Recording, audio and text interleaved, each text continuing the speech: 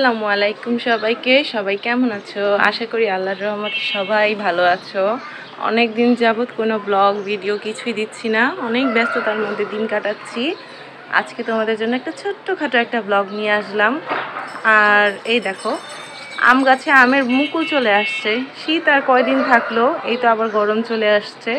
এই আম গাছের মুকুলই তার প্রমাণ।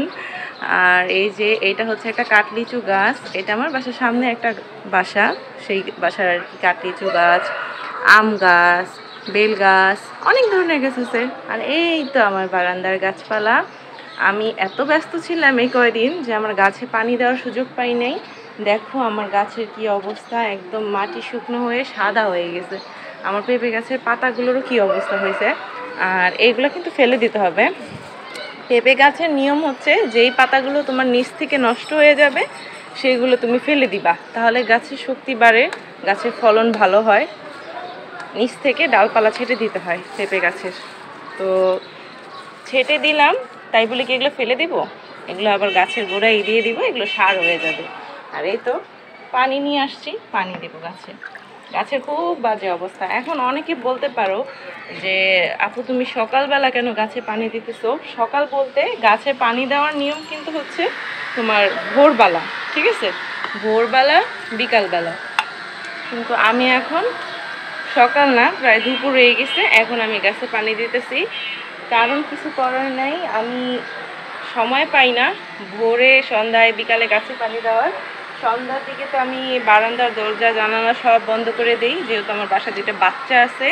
বারান্দার দরজা জানালা সন্ধ্যা হলে বন্ধ করে দেওয়াই ভালো, তাই আমি বন্ধ করে দিই।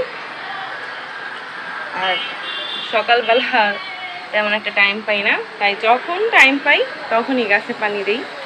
আর এই তো আমার গাছপালা দেখো, পেঁপে গাছটা লাগাইছি, কোনো উদ্দেশ্য ছিল না, এটা হয়ে গেছে, মাশাআল্লাহ ভালোই হয়েছে। এখন দেখা যাক এটার ফলন কেমন হয়। গাছটা কিন্তু মাশাআল্লাহ না? বলো তো সবাই কমেন্ট বক্সে আমার গাছটা কেমন সুন্দর, তাই না? মাশাআল্লাহ। আর আরেকটা জিনিস তোমাদেরকে দেখাই, এটা হচ্ছে আমার ড্রাগন গাছের আপডেট।